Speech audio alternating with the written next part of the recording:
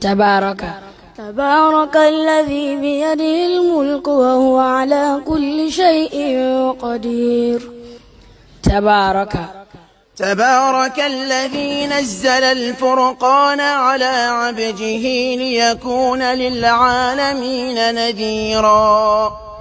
تبارك الذي إن شاء جعل لك خيرا من ذلك جنات تجري من تحتها الأنهار ويجعل لك قصورا.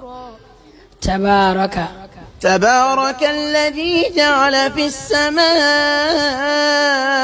بروجا وجعل فيها سراجا وقمرا منيرا. تبارك اسم ربك ذي الجلال والإكرام. وتبارك الذي له ملك السماوات والأرض وما بينهما وعنده علم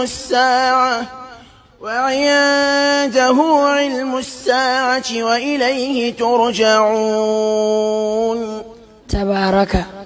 إن ربكم الله الذي خلق السماوات والأرض في ستة أيام ثم استوى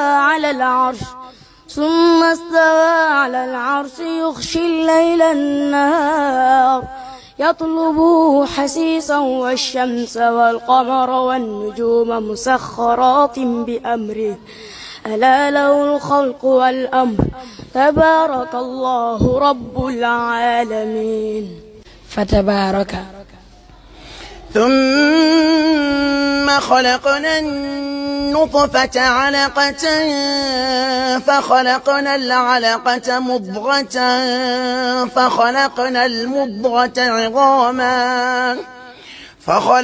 المضغة عظاما فكسونا العظام لحما ثم أنشأناه خلقا آخر فتبارك الله أحسن الخالقين.